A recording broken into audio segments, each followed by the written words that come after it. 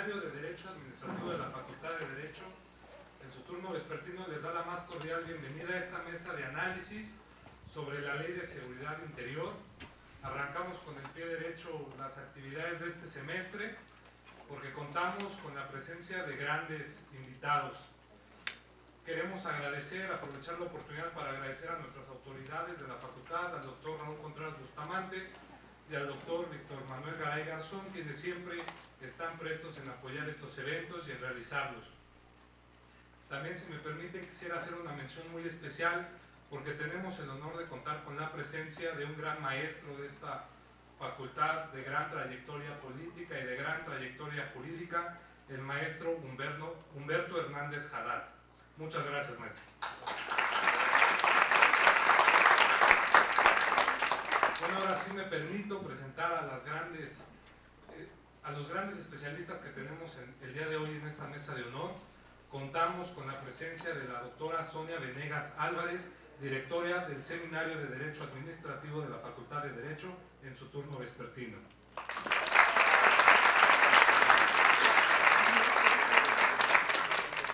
De igual manera, contamos con la presencia de la doctora Lisbeth Xochitl Padilla Sanabria, quien es una especialista en derechos humanos, ciencias penales y experta en el tema de seguridad interior. Un fuerte aplauso.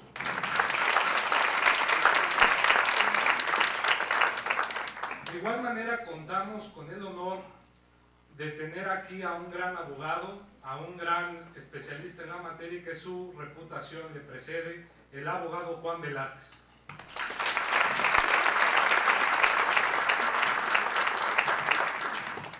De igual manera, contamos con la presencia del doctor José Óscar Valdés Ramírez, amparista, constitucionalista y un gran abogado en estos temas.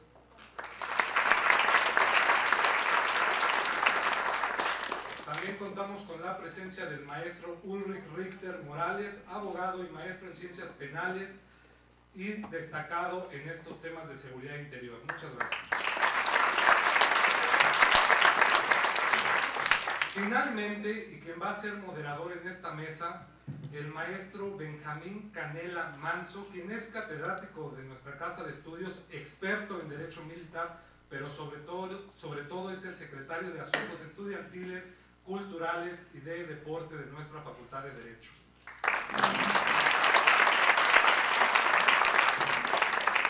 Sin más preámbulo y agradeciendo su asistencia, cedo el uso de la voz al maestro Benjamín Canela. Muy buenas tardes a todos ustedes. A nombre del doctor Raúl Contreras Bustamante, director de la Facultad de Derecho de la máxima casa de estudios, y del doctor Víctor Manuel Garay Garzón, secretario general de la misma, le damos la más cordial bienvenida a todos ustedes y a los grandes ponentes que integran esta mesa. A continuación, quiero darle el uso de la palabra a la doctora Sonia Venegas, que es la directora del Seminario de Derecho Administrativo.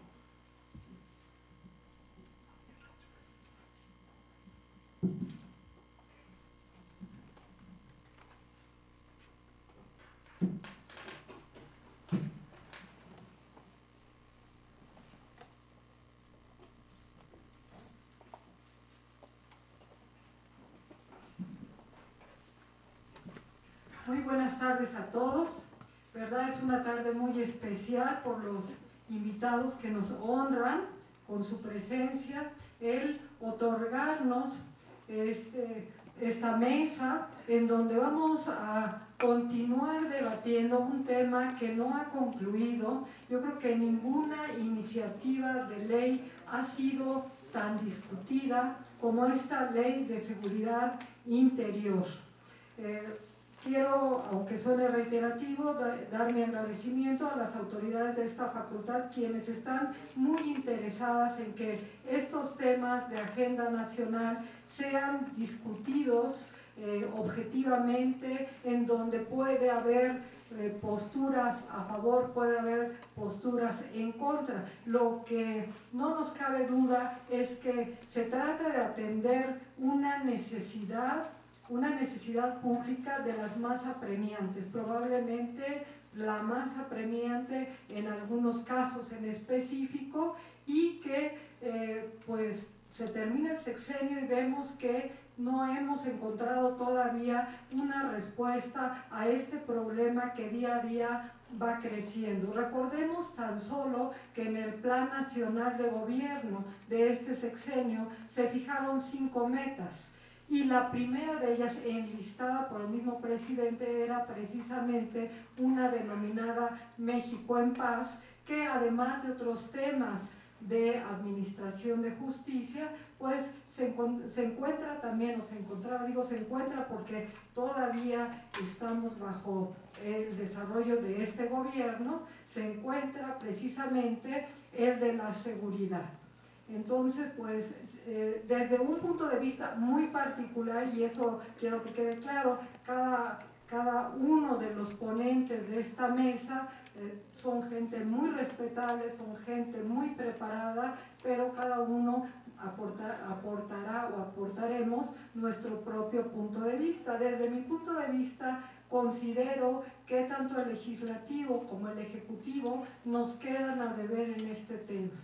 Nos quedan a deber en este tema porque desde mi punto de vista yo me adhiero a la inconstitucionalidad de la Ley de Seguridad Interior en varios de sus aspectos. Probablemente aquí se irán precisando uno por uno, pero la sociedad reclama la atención a este problema, y no solamente el Ejecutivo y el Legislativo Federal nos quedan a deber, sino también diríamos, si es facultad de las entidades federativas, pues ahí también, ¿no? Se debió de haber tomado cartas en el asunto. Ese es mi punto de vista. No quiero dejar de mencionar que otra de las cuestiones, me parece que la ley en lo general va tomando aspectos de la Ley de Seguridad Nacional y de la Ley de Seguridad Pública,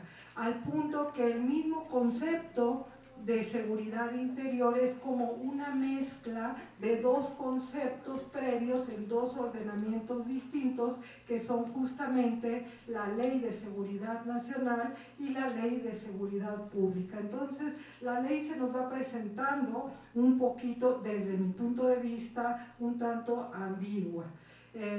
No sin referir también a, pues, a situaciones de, por ejemplo, en el artículo 7º se indica que los actos realizados por las autoridades con motivo de la aplicación de la ley se someterán en todo momento y sin excepción a la preservación irrestricta de los derechos humanos y sus garantías. Entonces, de entrada existe esa intención.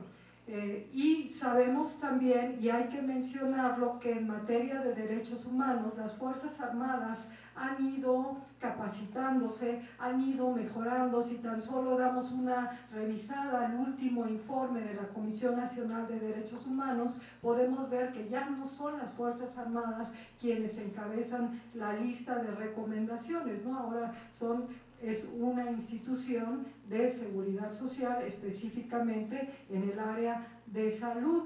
Sin embargo, pues, por el otro lado, también tenemos que el Alto Comisionado de los Derechos Humanos hizo llegar un análisis de la inconstitucionalidad de esta ley, porque pues realmente aparece como muy amplia, como muy vaga, y deja la puerta abierta para que las Fuerzas Armadas lleven a cabo medidas como la intervención de comunicaciones y la recolección de información privada de cualquier individuo por cualquier método. Entonces tenemos por un lado esa amplitud en la competencia de las autoridades, y luego seguimos analizando la ley y nunca encontramos un manejo de la información. No hay propiamente dentro del texto de la ley una transparencia respecto de esa información, y todavía la información se considera reservada. No voy a mencionar todo, ya en algún momento todavía no hemos coordinado la posibilidad de una publicación, pero pudiéramos llevarla a cabo, si los panelistas están de acuerdo, algo en un número de revista especializado dentro de las publicaciones de la facultad. Pero, por ejemplo, consideramos que también existe una violación al artículo 119 de la Constitución, según el cual la intervención federal se puede dar siempre que exista una solicitud de las entidades. El presidente por sí solo no puede hacerlo y sin embargo, pues aquí nos encontramos con la figura predominante que maneja la ley, que es esta declaratoria, en donde pues es el Ejecutivo quien finalmente decide, aunque hace la referencia que deberá de tomar en consideración al Consejo.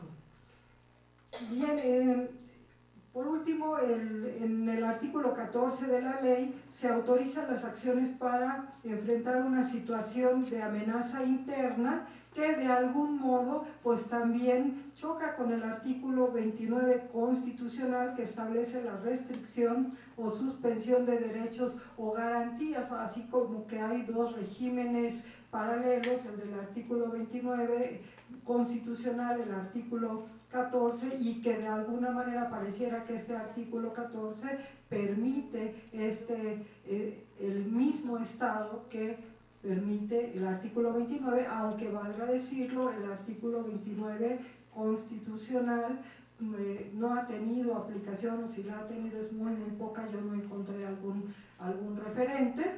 Entonces, desde mi punto de vista, vuelvo a reiterar, creo que nos quedan a deber frente a una necesidad muy apremiante, en donde la ley es, además de los artículos que se han mencionado en los diferentes medios de impugnación que se violentan, como puede ser el artículo 1, el artículo 6, el artículo 21, el artículo 73. Además de ellos, pues yo sí quisiera dejar mi opinión en el sentido de que existe la necesidad, que se le tiene que dar una solución, que por otro lado tampoco hemos tenido la capacitación de los cuerpos policíacos, de las entidades federativas o de los municipios. Por el contrario, pues hoy mismo cuando me dirigía hacia la facultad escuchaba que en Valle de Bravo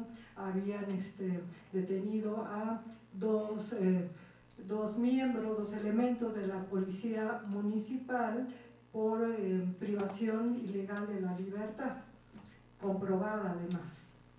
Bien, quiero decirlo también, el seminario es de Derecho Administrativo y finalmente acabó siendo integrado sobre todo por estudiosos, por especialistas en el área pues también penal y en el área de política criminal.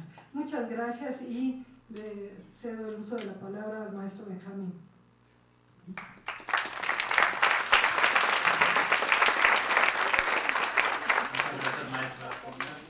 A continuación, vamos a dar lectura a la síntesis curricular de la doctora Lisbeth Xochitl Padilla Sanabria.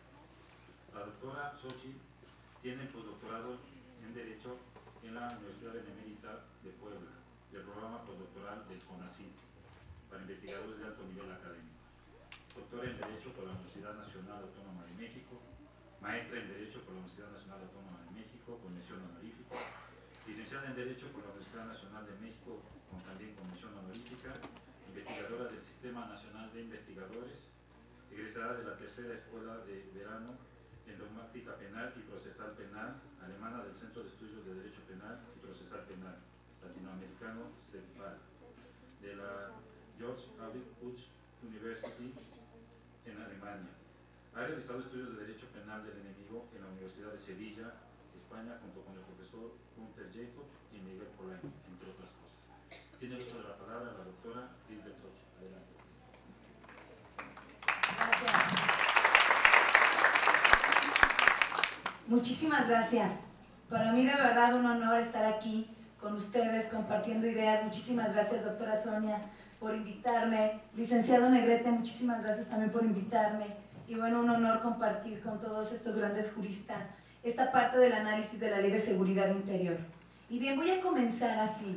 Recordemos que en la reforma del año 2008 a la Constitución Política de los Estados Unidos Mexicanos se inserta precisamente la actuación de dos derechos penales.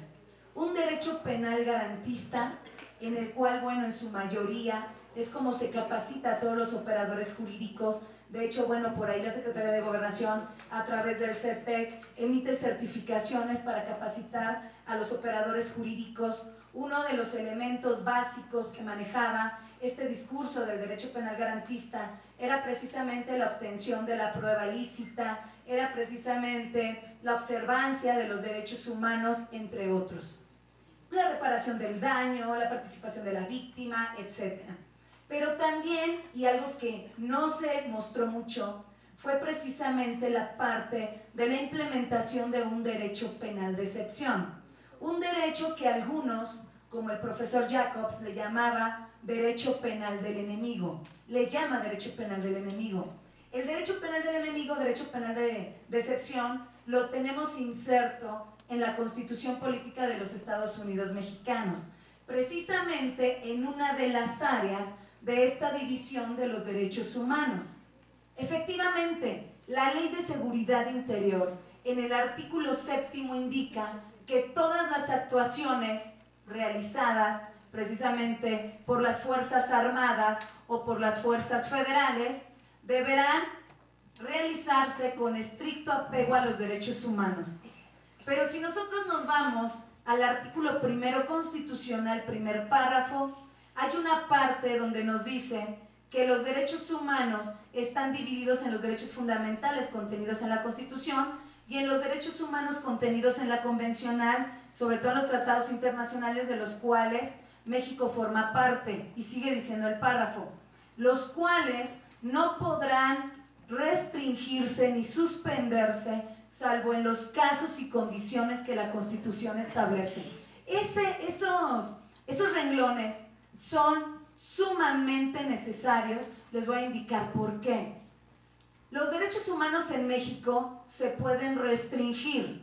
Las restricciones están expresamente en dos ámbitos. Bueno, podemos decir en tres, voy a decir en tres.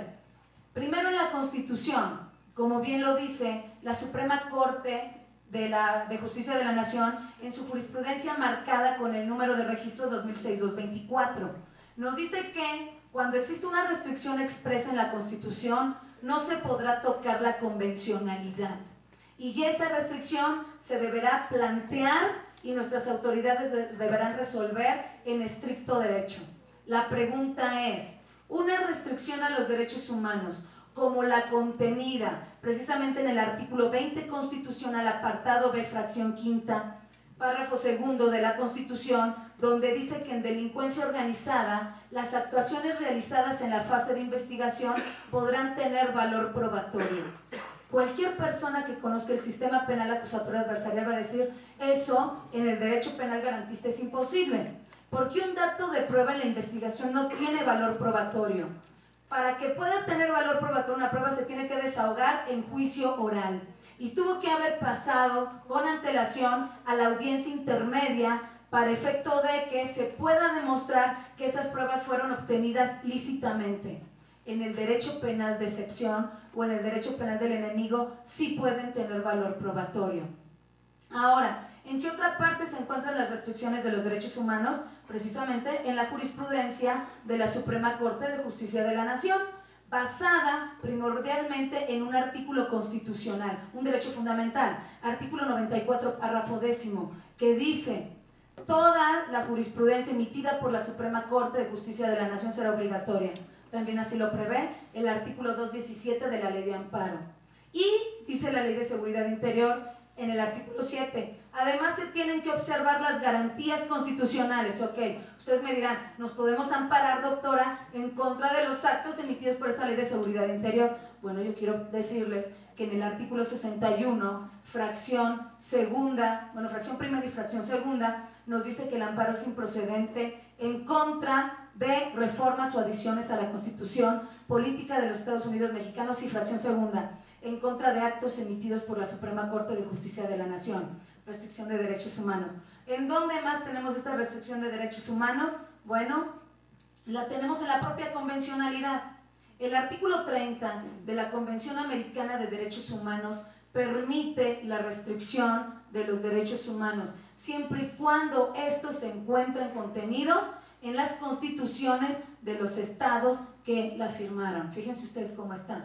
Eso quiere decir que la Ley de Seguridad Interior la podemos insertar no en un derecho penal garantista en nuestro país, sino que esta está inserta en un derecho penal de excepción o en un derecho penal del enemigo. Por lo tanto, desde esta perspectiva que yo les acabo de indicar, la Ley de Seguridad Interior no viola derechos humanos, porque esos derechos humanos están restringidos y nuestra propia legislación, la Ley Suprema, permite esa restricción de derechos humanos.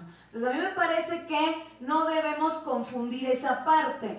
No podemos unir el derecho penal garantista o los principios de derechos humanos garantistas con los principios de derechos humanos restrictivos de excepción. Por supuesto, decía el profesor Jacobs, para que el derecho penal del enemigo pueda funcionar, necesita haber violación de derechos humanos. No puedes darle derechos humanos a los enemigos. ¿Por qué? Decía Jacobs, no lo decía yo. Porque los enemigos no son personas. Así decía el profesor. Entonces, en ese orden de ideas, la Ley de Seguridad Interior no viola derechos humanos, los restringe, por lo tanto no viola garantías. Punto número 2, no va direccionado a la ciudadanía, sino va direccionado a todos aquellos que se consideren enemigos. Fíjense ustedes, hay una característica básica del derecho penal del enemigo, que es precisamente la prospectiva, es decir, a futuro. El derecho penal del enemigo en nuestro país, por supuesto, también se criminaliza a futuro. Antes de que el sujeto cometa la conducta, se le priva de la libertad. Se adelanta el estadio de la punibilidad para efecto de detener esas posibles conductas. Y así tenemos un montón de normas. Específicamente, artículo 2 de la Ley Federal contra la Delincuencia Organizada. Cuando 3 o más sujetos se organicen de hecho para futuro cometer reiteradamente las siguientes conductas, por ese simple hecho podrán ser considerados como miembros de la delincuencia organizada. Ahora bien, el elemento básico, los elementos básicos del derecho penal del enemigo es precisamente lo que Ulrich Beck llamaba en su teoría, ¿verdad? La teoría del riesgo, la sociedad del riesgo o el riesgo global, la amenaza y el riesgo. La Ley de Seguridad Interior, ustedes la pueden abrir y se van a dar cuenta de que está plagada de estos conceptos, amenaza y riesgo, para investigar, para contener amenazas. Quienes podrán obtener la prueba lícitamente de cualquier forma, ya nos lo dijo la doctora Sonia, las pruebas lícitamente, ok, y entonces nos podemos analizar. Y nuestro cerebro de los penalistas inmediatamente se va al artículo 20 constitucional, apartado A, fracción 9.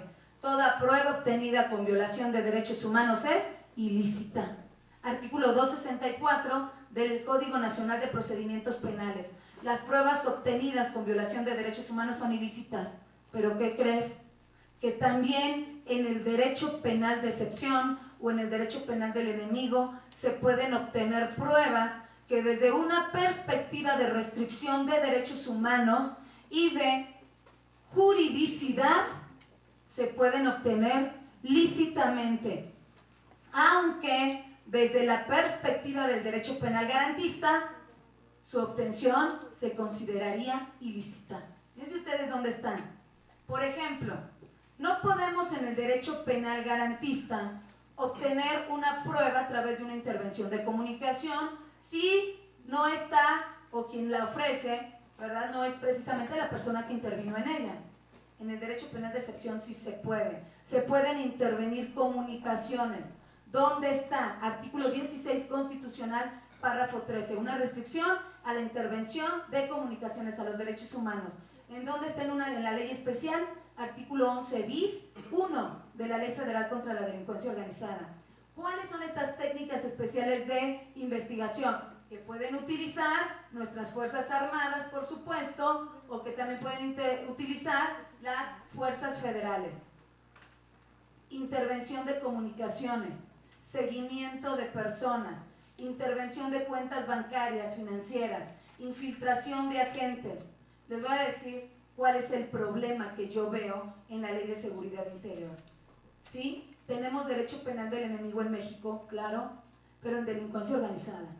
El derecho penal del enemigo no se puede imponer si no es en contra, precisamente, o dentro de las investigaciones que prevén los delitos en el catálogo de delitos contenidos en el artículo 2 de la Ley Federal contra la Delincuencia Organizada. Es decir, lavado de dinero, si lo comete una persona, operaciones con recursos de procedencia ilícita. Si solamente una persona lo comete o se le imputa, la medida cautelar será económica. Bueno, claro, salvo que se haya ido o se haya evadido de la acción de la justicia, pudiera ser prisión preventiva justificada, como es en el caso, por ejemplo, de Duarte, ¿no? Pero si el lavado de dinero es además con delincuencia organizada, las cosas cambian. 19 Constitucional, párrafo segundo, segunda parte. La medida cautelar sería prisión preventiva oficiosa, porque en delincuencia organizada toda la medida cautelar es prisión preventiva oficiosa. Ahora, la Ley de Seguridad Interior no nos habla de delincuencia organizada, es decir, nos dice que pueden investigar, que puede haber prevención, que puede haber además acciones para evitar amenazas o riesgos. No nos dice sobre 3 o más personas, es decir, puede ser a través de una persona. Si el presidente de la República, con esta ley, considera que una persona amenaza la Ley de Seguridad Interior, se pueden utilizar estas técnicas especiales de investigación que yo les digo. Es ahí donde, desde la perspectiva de mi investigación, considero que hay violación a los derechos humanos, porque la restricción de los derechos humanos únicamente se debe aplicar en materia de delincuencia organizada en nuestro país. ¿Qué se violenta? ¿Qué derechos fundamentales se violentan? 14, artículo 16, debido proceso, por ejemplo, el artículo 8, derecho de petición. Ya ven que el artículo, precisamente el 8 de la Ley de Seguridad Interior, habla sobre las marchas y nos dice: de ninguna forma será considerada una amenaza una marcha, siempre y cuando se lleven a cabo en términos de la legalidad, ¿verdad? Entonces, bueno, eso de que se lleven a cabo en términos de la legalidad, pues obviamente que algunas de las marchas o algunas de las intervenciones que tiene la ciudadanía por ese hartazgo en materia de corrupción o por la economía que estamos viviendo o por el estado necro-neoliberal en el cual nos encontramos, pues me parece que serían muy alejadas de esa parte que nos dice de la legalidad. Artículo 9 también de la Ley General, perdón, de la Ley de Seguridad Interior: todas las actuaciones que se realicen en este sentido serán reservadas. Violación precisamente del artículo 6 de la Constitución General de la República en materia de transparencia y en materia del derecho humano de acceso a la información que tenemos. Okay. ¿Qué otro artículo se puede violentar? Pues el artículo 16 Constitucional, párrafo 8, que nos habla del arraigo, ¿verdad? Porque el arraigo únicamente es la detención por simple sospecha, un principio hipermoderno de derecho penal del enemigo que únicamente se utiliza en materia de delincuencia organizada, pues la Ley de Seguridad Interior indica que se puede utilizar. Entonces, bien, en ese orden de ideas, me parece que la Ley de Seguridad Interior sí está violentando derechos humanos. El artículo 26, párrafo 2 de esta misma ley nos indica precisamente que se deben contener las amenazas y los riesgos a la seguridad interior. La pregunta es: ¿qué es una amenaza y qué es un riesgo a la seguridad interior? O sea, verdaderamente, ¿cuáles serían los datos de prueba que tendría, primero, el presidente de la República, segundo, las Fuerzas Armadas, tercero, las Fuerzas Federales, para considerar que es una amenaza o un riesgo? Recuerden ustedes que las amenazas y los riesgos son construcciones ideológicas de situaciones que aún no han sucedido, son a futuro. Un riesgo es decir, puede suceder, pero ¿cuál es el 100% de que pueda suceder? Ok, el discurso de la Ley de Seguridad Interior en nuestro país se ha manejado desde una perspectiva comunicativa, discursiva, con base en la delincuencia organizada. ¿Eso qué quiere decir? Que necesitamos de las Fuerzas Armadas para evadir o para castigar o para prevenir o para evitar actos de la delincuencia organizada. Estoy hablando del discurso, no de la ley. Yo les voy a decir algo. ¿Ustedes saben cuál es el ejército más poderoso del mundo? Porque nos están hablando de nuestras Fuerzas Armadas, ¿eh? El ejército más poderoso del mundo no es un ejército de Estado, no es un ejército público, no es ni el de los norteamericanos, de los Estados Unidos de América, ni el de los chinos, ni el de los rusos. No es cierto. El ejército más poderoso del mundo es un ejército privado. Un ejército compuesto de mercenarios que se van con el mejor postor, se alquilan con el mejor postor. Búsquenlo en internet. Se llama The Academy o Blackwater. Es el más poderoso. Estuvo en Irak, por ejemplo. Hay otros que también operan en América Latina. ¿Ustedes creen que estos ejércitos tan poderosos no se pueden alquilar para la delincuencia organizada? ¿Ustedes creen que el nivel de delincuencia organizada que tenemos en nuestro país es tan grande que nuestro ejército podría contenerlo? A mí me parece que desde una perspectiva económica, desde una perspectiva sociológica, no es así.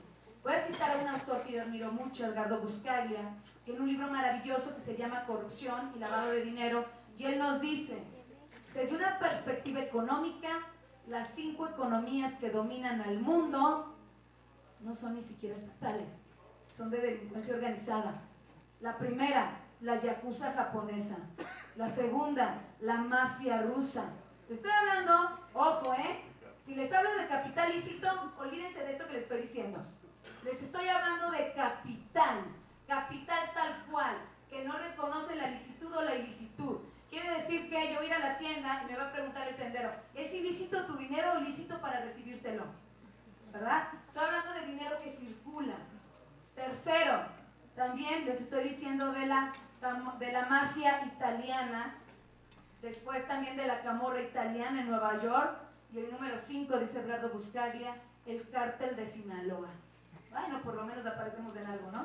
¿Verdad? El cártel de Sinaloa. Entonces, en ese orden de ideas, es raro, me parece, que en momentos electorales, en donde hay visiblemente un hartazgo a la parte de la corrupción, los sistemas de anticorrupción, que si por ahí hay alguna pregunta de ustedes, con mucho gusto se las contestaré, un sistema nacional anticorrupción que además es endeble. En este país se criminaliza más el no pagar un impuesto, una defraudación fiscal, que un peculado por 480,000 millones de pesos. No sé nada más. Es más endeble. En el primero, la medida cautelar se queda, es una medida cautelar económica si no la pagas. Y en el segundo también, con la diferencia que la víctima es la Secretaría de Hacienda y Crédito Público y hay reversión de la carga de la prueba. Y en materia anticorrupción, ahí sí hay que demostrarle peso por peso al corrupto de lo que obtuvo, ¿no? Nuestro país está en un hartazgo. Vienen momentos electorales. ¿Qué quiere decir? A mí me parece que es un llamado. ¿Ustedes creen que para la delincuencia organizada? Por favor, es un llamado para la ciudadanía para efecto de que se alineen democráticamente. Ojo que lo estoy poniendo entre comillas. Democráticamente quiere decir, ¿verdad?, que vivas de acuerdo a como te dicen que vivas, ¿verdad? Que mueras a como te dicen que mueras, como debes morir. Que nazcas a como te dicen que debes nacer. Porque en caso contrario, tenemos un buen de normas que pueden ser aplicadas y que a cualquiera de nosotros que se considere un riesgo de seguridad interior, se le puede aplicar la ley de seguridad. Yo decía en son de broma, ustedes tómenlo como quieran. La ley de seguridad interior es la desaparición forzada de personas de manera legal. Muchísimas gracias por su atención. Gracias por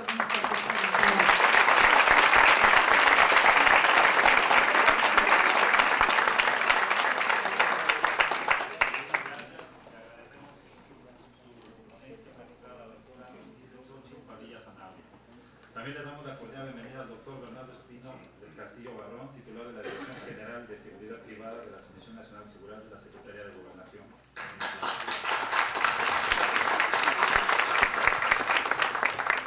A continuación vamos a dar lectura a la síntesis curricular del doctor José Óscar Valdés Ramírez. Es licenciado en Derecho de la Universidad Autónoma Metropolitana del Estado de México, maestro en Derecho Internacional por la Universidad Sorbona de París, doctor en Derecho Constitucional de las Naciones, Universidad Carlos IV, Praga, Checoslovaquia, especialista en amparo, egresado de la UNAM, maestro en Derecho de Amparo, Universidad de Pantlato, maestro en Ciencias Penales, también por la Universidad de Pantlato, entre otras cosas. Tiene de uso la palabra el doctor José Óscar Valdés Ramírez.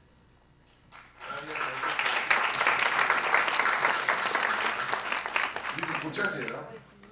Voy a ser muy breve y voy a platicarle rápidamente. Esta es la acción de inconstitucionalidad que presentó la Comisión Nacional de Derechos Humanos. Esta es la ley, los 34 artículos que nos traen de cabeza a los mexicanos.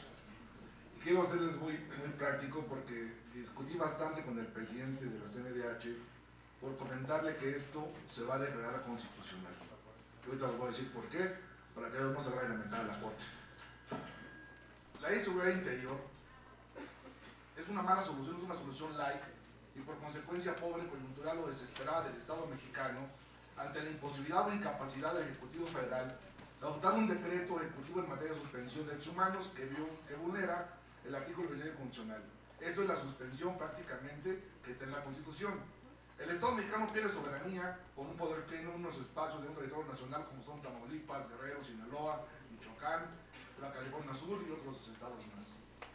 Si bien es comprensible que la existencia de la ley de seguridad interior, dada la gravísima coyuntura que en materia de seguridad nacional vive los derechos humanos en México, esto está haciendo agua por todas partes por lo siguiente. Sus disposiciones en forma directa o indirecta construyen de una manera flagrante en diversos apartados de los 34 artículos que contiene, según se va a apuntar más adelante, una clara violación a la lógica del Estado constitucional del derecho en México. Esto es que quiso constituirse a partir de la reforma del año 2011 en el título primero de la Constitución Política de los Estados Mexicanos.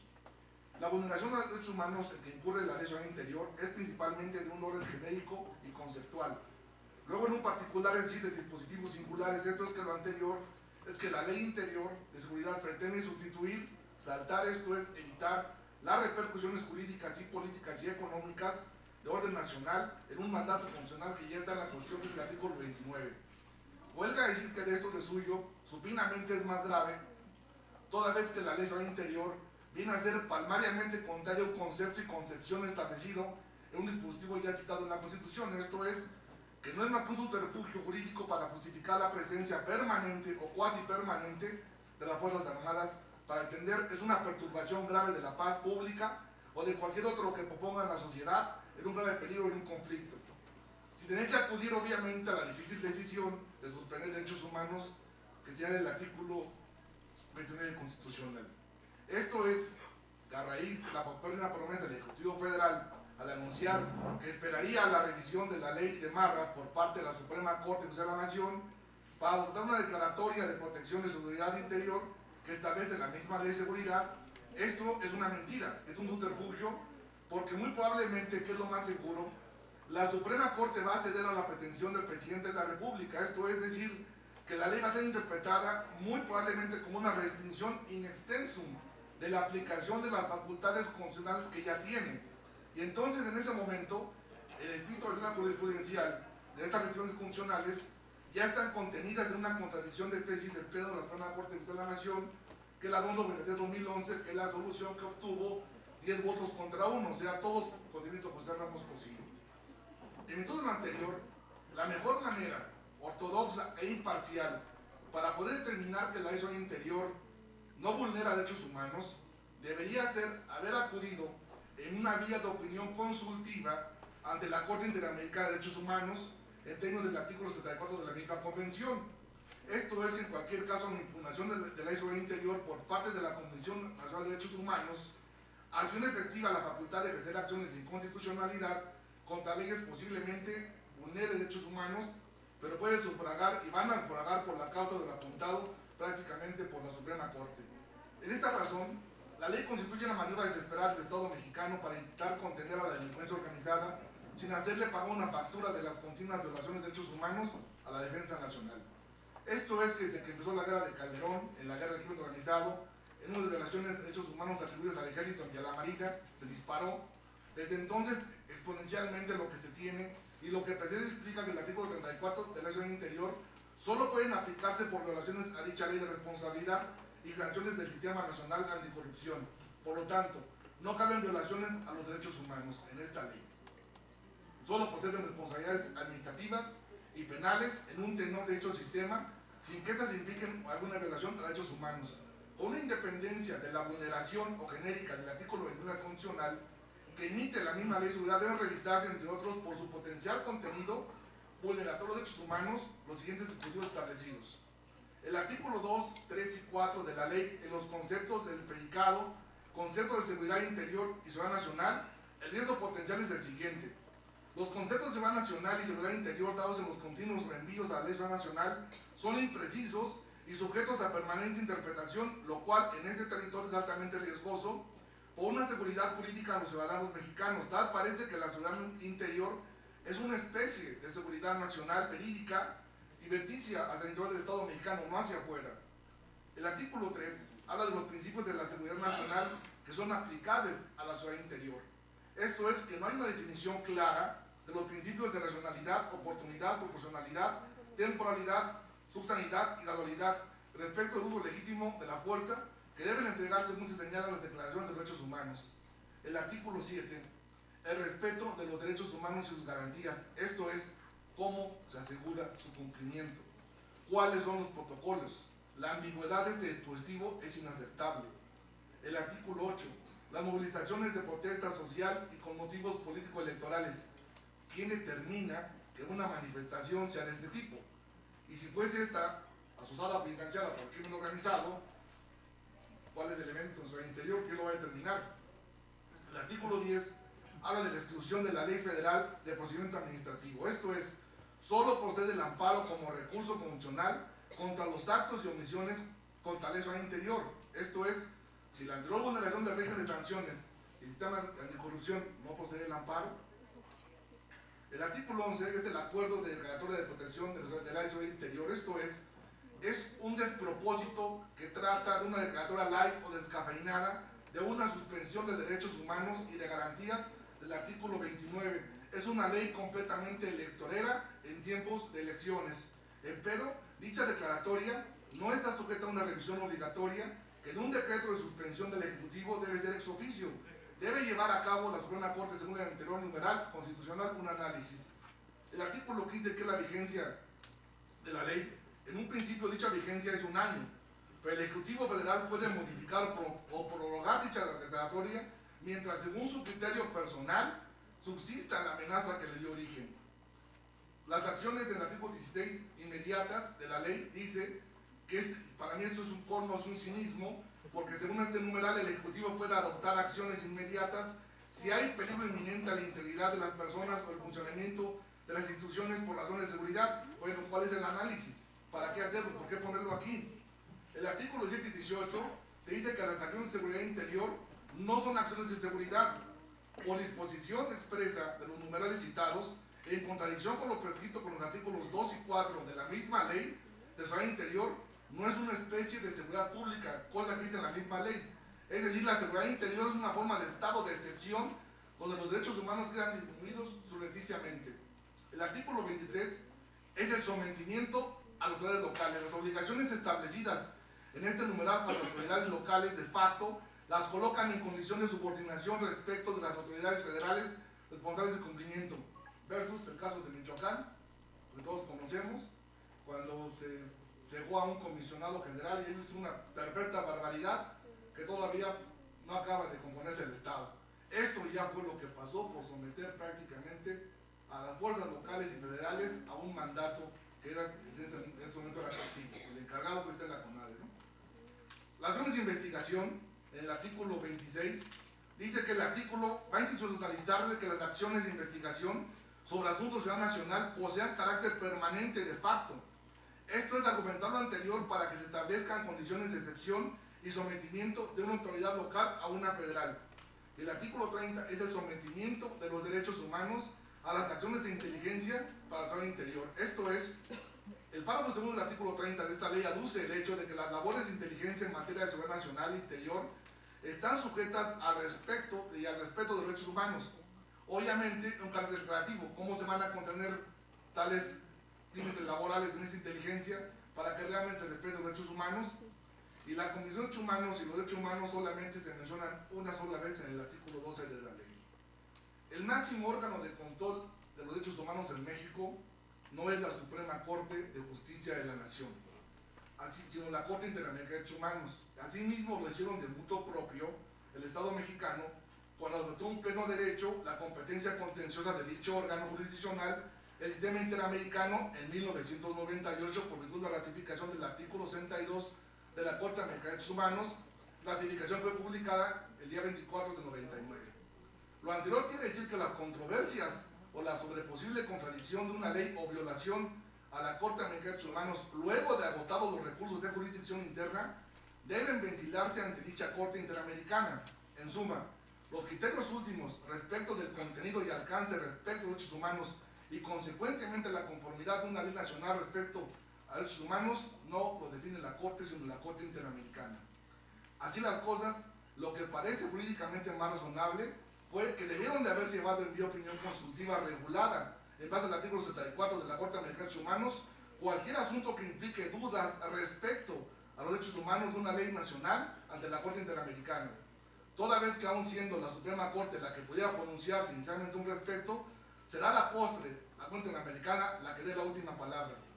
La jurisprudencia por contradicción de tesis 293-2011 decidió erróneamente que en caso de duda respecto a la norma aplicable en materia de derechos humanos, que es lo que conocemos nosotros como bloque de constitucionalidad, en efecto de constituir una coalición entre una ley nacional y la Corte Interamericana, debe prevalecer la Constitución, toda vez que dicha disposición constitucional constituye una reserva que por virtud de un principio de supremacía jerárquica, la Carta Magna tiene prioridad. Por lo tanto, pasa a segundo plano que la reserva constitucional implique una menor protección para los derechos humanos. Es interpretación contraria al principio por persona, pero así es la Corte. Y esto se interponga en observancia por un tratado internacional vulnerado, el ejemplo del artículo 2 de la Corte Americana de Derechos Humanos, que es el principio de proximidad en materia de derechos humanos y la jurisprudencia de la Corte. Ahora bien, si el Estado mexicano estuviese realmente legitimado e interesado en la vigencia de una ley de los derechos humanos, no tuvo que haber hecho esta ley y tuvieron que haberla impugnado prácticamente por la vía constitucional, por la vía de la constitucionalidad. Tuvieron que haber hecho en materia consultiva, llevarla directamente a la Corte Interamericana de Derechos Humanos para que ellos analizaran si la Corte vulnera o no vulnera derechos humanos. Y no está de más decir que la Corte tiene convencionalidad, esto es, que sus resoluciones son obligatorias. Prácticamente se componen de las sentencias y de las consultas. Si aquí el gobierno mexicano hubiera hecho una consulta sobre esta ley, ¿qué es lo que hubiera pasado? Probablemente la Corte Interamericana la hubiera desechado.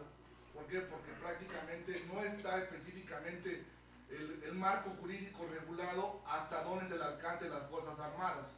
Entonces, después de este análisis de los amparos y después de ver la opinión posible de la Corte Interamericana, se ha olvidado algo al gobierno mexicano que prácticamente es la Convención de Viena.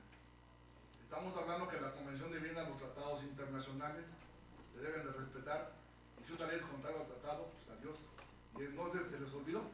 Pero bueno, pues eso ya digo para que no nos dado muchas esperanzas de que en la Corte vayan a fallar a favor del pueblo, porque no lo van a hacer, prácticamente porque en este sentido es como tiene que ir la resolución, son las facultades del presidente de la República, y obviamente, probablemente después de 7, 8, 9 meses o un año, la Corte Interamericana la declare que es inconstitucional, pero antes no. Ese es mi humilde punto de vista y esa es mi opinión. Muchas gracias.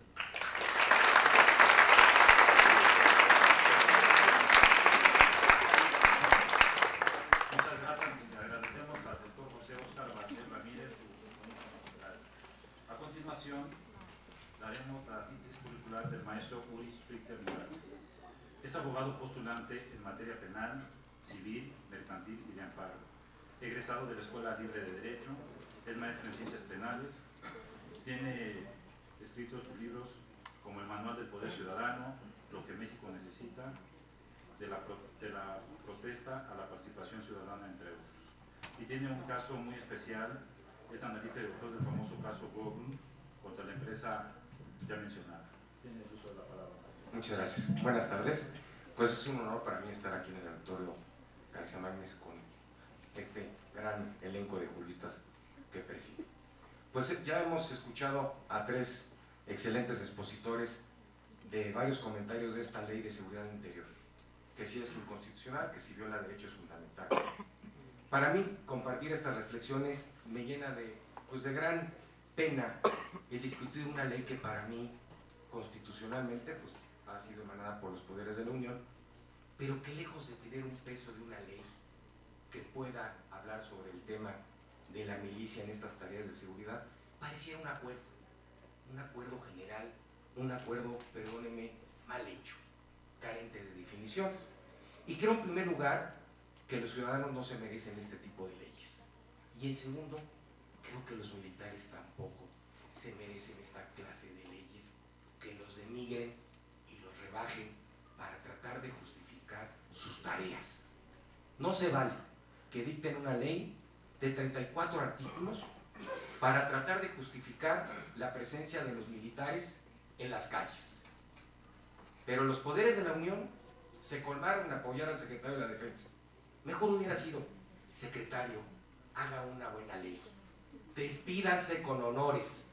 No se despidan con una ley que posiblemente pase los proyectiles en la Suprema Corte, pero que en el dominio público sea avasalladora.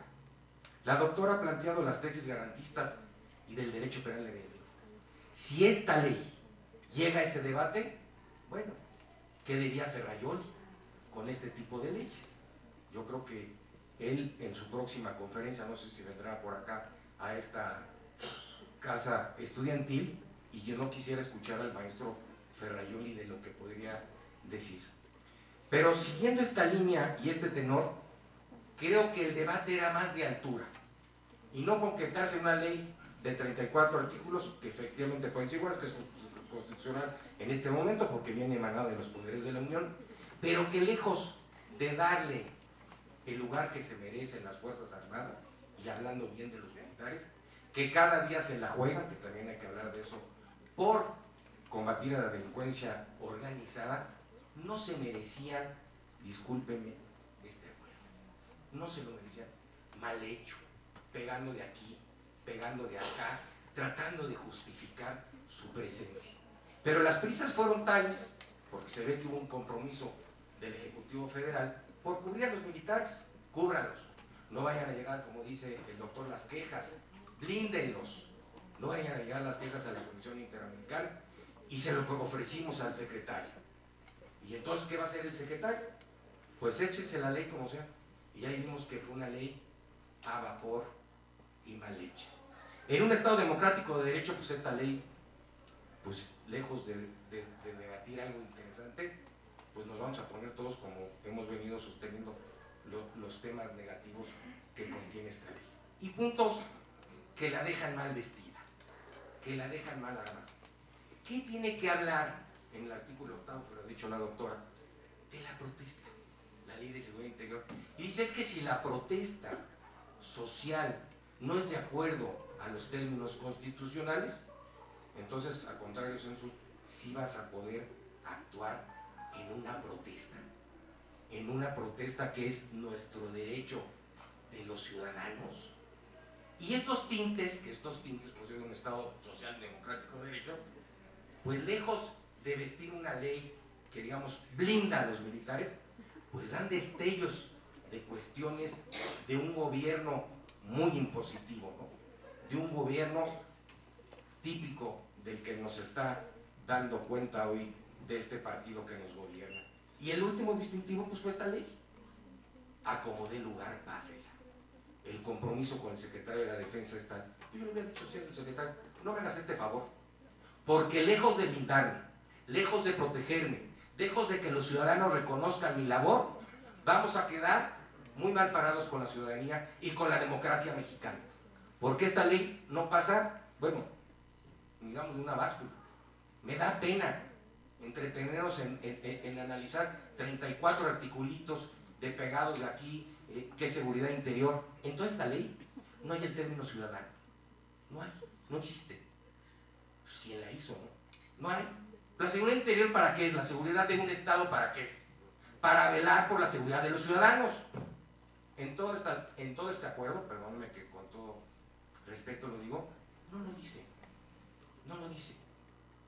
Entonces quiere decir que este andamiaje, yo lo veo como un compromiso de tratar de blindar la actuación de los militares para un futuro gobierno, porque a la hora que venga cualquier otro de los gobiernos y destape este tema, entonces como dice el doctor, pues van a llenar las quejas en la Corte Penal Internacional y en la Comisión también. Entonces este blindaje es este armazón, pues ya se lo dimos al general secretario, pero yo creo que habría sido más acucioso y hacer un gran debate, unos grandes foros, para tratar de reconocer y de blindar cómo debe de ser, con los honores que se merecen, a las Fuerzas Armadas y no con este pírrico acuerdo que va a llegar a la Corte y como dice el doctor, vienen aquí los jaloneos, que si sí, que si los compromisos, que si no los compromisos, para validar lo que la ciudadanía ya declaró inconstitucional. Es una ley terrible, es una ley que si pisa por acá, pero lleno de traspiés que nada contribuyen a la democracia mexicana, sino lejos de eso, profundiza más la cicatriz en la inseguridad, profundiza más la crisis de que el gobierno de la República no pudo combatir el gran flagelo de la delincuencia. Estos artículos que ya ha dado mención el doctor y que comparto los puntos de vista también de la doctora, pues este gran debate del derecho penal del enemigo y del derecho garantista, pues hoy ya hay un par de aguas con esta ley, como lo dijo la doctora, porque ahora ya no se trata de los 3 o más de la delincuencia organizada, ya se trata, como ella decía, de una persona o de 2 personas, o si mañana nosotros nos ponemos abajo de Palacio Nacional y se nos ocurre decir algunos vituperios, pues van a decir, ya es una protesta que no es pacífica de acuerdo a la Constitución. Los tintes estos de la inteligencia, los tintes estos de manejar esta interpretación de la protesta social, pues creo que dejan una vez más que los parámetros del fundamento de esta ley no han mirado desde el año 2000 para acá, no han mirado la primavera árabe, no han mirado este derecho a la protesta que muchas vidas ha cobrado, como también ha cobrado vidas de los militares en el combate a la delincuencia. Y solo me resta agradecerles a este auditorio y a esperar el fallo de la Corte y el fallo que ya ha dado cada día la ciudadanía de un acuerdo que hoy es una ley y que, como dirían Pauline Orts, el alumno ejemplar de Jacobs, es válida porque ya fue aprobada, fue promulgada por el presidente de la República y se pasa lo de la Corte, pues vamos a tener este dardo muy negativo una vez más en la incipiente y democracia amenazada. Creo que el debate era más profundo, creo que el compromiso de la República era hacer algo más noble en favor de la ciudadanía y en favor de los militares. Y no hacer, discúlpeme que lo diga una vez más, este pírrico acuerdo que solo nos va a exhibir, como dijo el doctor, a nivel internacional. Muchas gracias.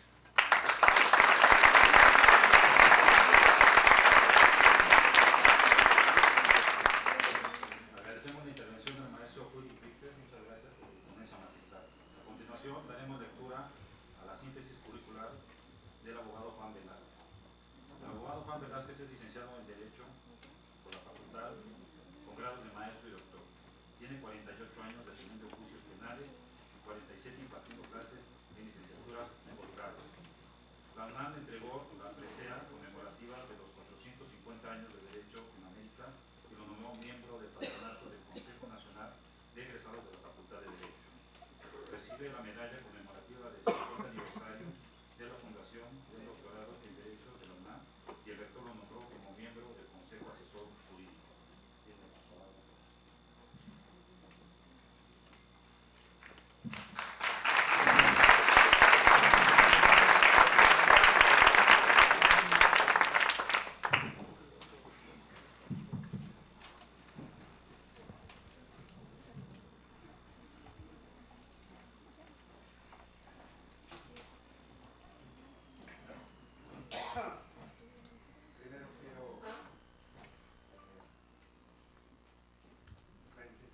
absoluta coincidencia, como dijo la doctora, en que hoy es una tarde especial.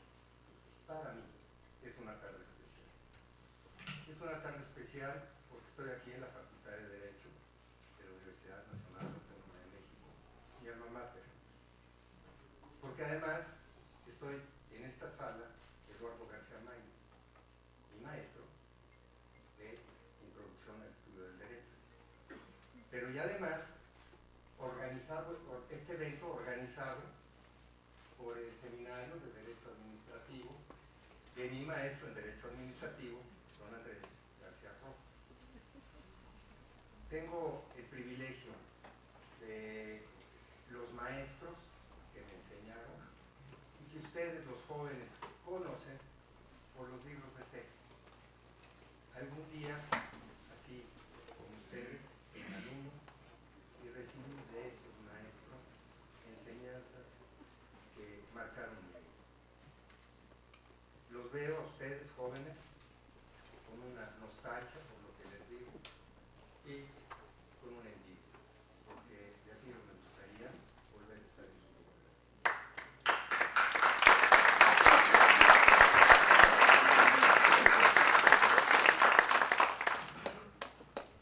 Es también especial por ustedes, asistentes, pero bueno, por personal, por mi amigo don Humberto Hernández Haddad, cónsul que defendió a los mexicanos en los Estados Unidos, que quisiéramos que ahora los defendieran, porque está por la invitación además de don Raúl Contreras, señor director, porque está don Benjamín Canelo, por la invitación también de don Juan Negrete, presidente de la Sociedad de Alumnos, y porque desde luego, además de otros muchos, bueno, don Bernardo Espino, que también me distingue con su amistad. Este es un debate. Algún día, me invitaron a un debate sobre la pena de muerte. Y para que entonces los asistentes, uno, el primero, dijera, estoy en contra. El segundo, estoy en contra. El tercero, el cuarto, y luego yo quinto, cuarto. También estuvimos en contra. Y pues si todos estábamos en contra, ¿qué debate? Ninguno. Ya, ahí nos vemos. He oído desde luego los puntos de vista, naturalmente versados, interesantes, de los asistentes, de los expositores. No estoy de acuerdo. Y no estoy de acuerdo porque tengo el convencimiento de otra cosa, pero además no estoy de acuerdo pues, precisamente para que esto sea un debate y no nos iría. Hemos hablado, he oído que se habla de seguridad nacional, han hablado de temas de seguridad pública y seguridad interior, pero ¿y qué son?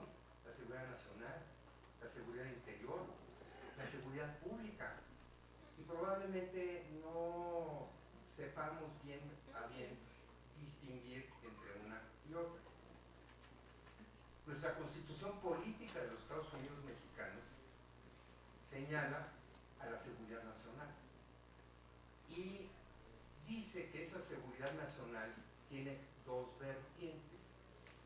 Una que es la de la defensa exterior, la de la defensa del Estado mexicano frente a algún enemigo del exterior que ponga en peligro nuestra defensa justamente exterior, nuestra seguridad.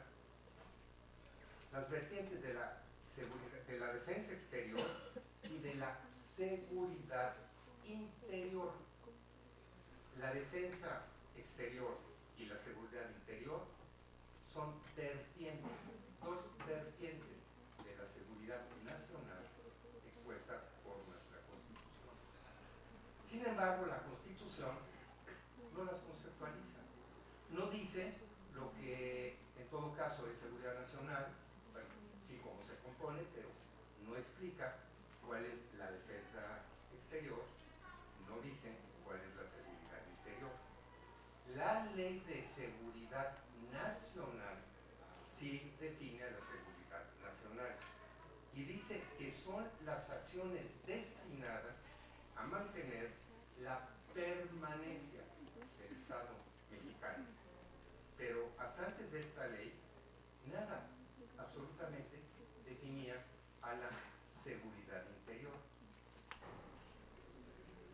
Una es la defensa nacional, otra es la seguridad interior y otra absolutamente distinta que tiene que ver con los ciudadanos, y por eso los ciudadanos no tendrían que ser objeto de una ley de seguridad interior, sino de una ley de seguridad pública, porque la seguridad pública es la protección, o sí, es para la protección de las personas, de nosotros, de los ciudadanos o los ciudadanos, manteniendo la paz y previniendo y castigando los delitos.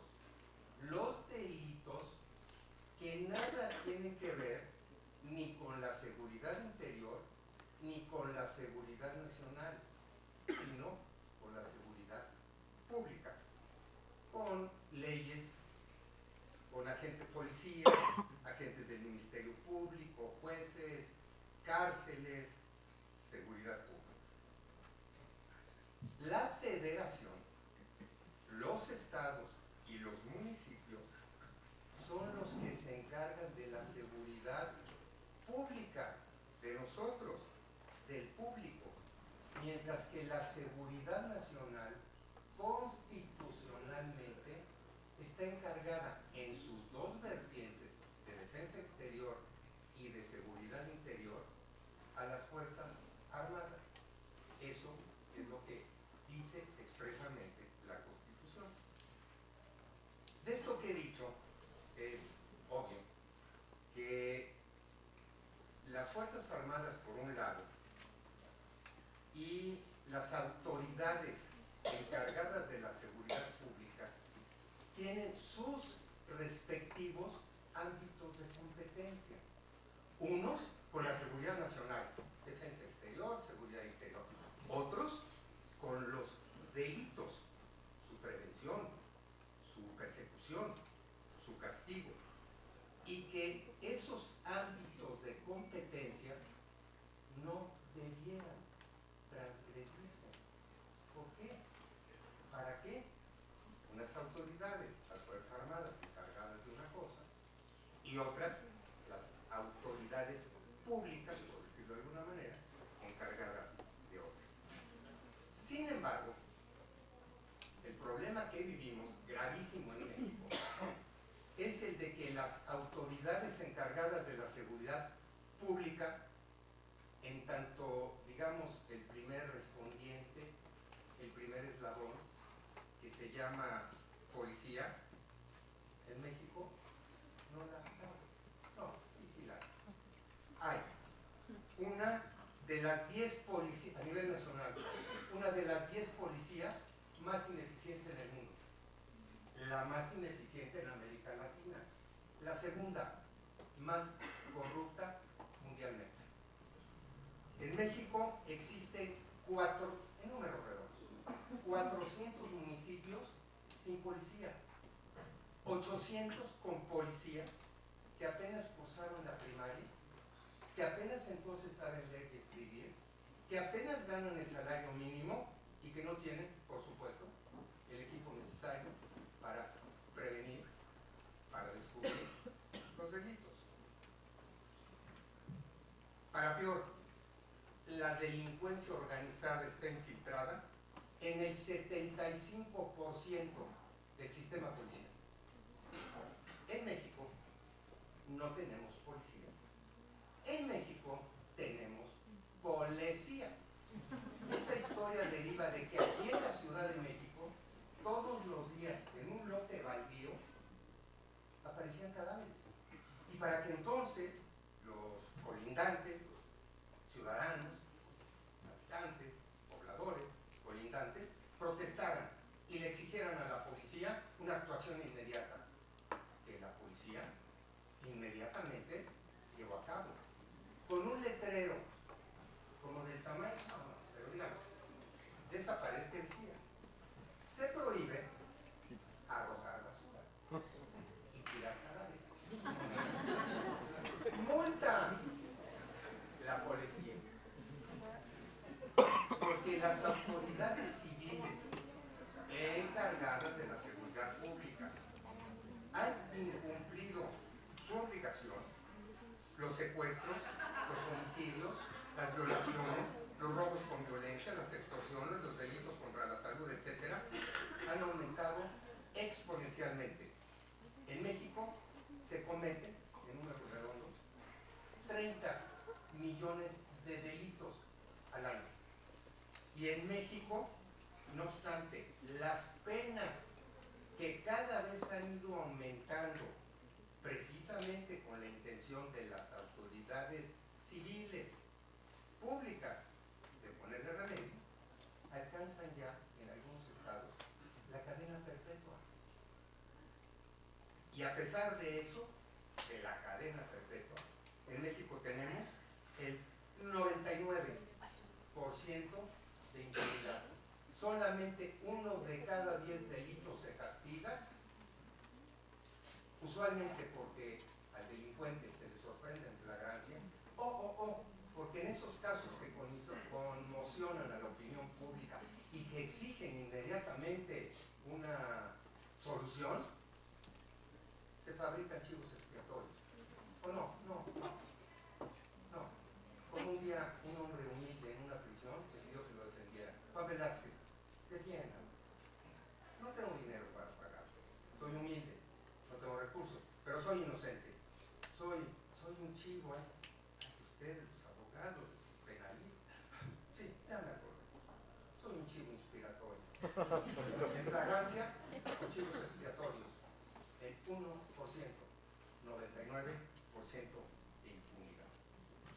Más de 100 presidentes municipales muertos, asesinados, cientos de miles de muertos, desaparecidos y desplazados. Porque los cárteles gastan millones de pesos en armas, tecnología y corrupción y son de los más peligrosos del mundo, porque toman rasgos terroristas y amenazan la estabilidad del sistema político con una narcoinsurgencia. El problema es que además de victimizar a la sociedad, ahora ponen en peligro a una de las vertientes de la seguridad nacional, a la seguridad interior. A la seguridad interior que se refiere no a la de nosotros el público, no a la de otros poderes que nos invadan, sino a la estabilidad de las instituciones. Precisamente porque las instituciones de México están en peligro, el país ha retrocedido en el índice de estados fallidos y está en el grupo de naciones en advertencia.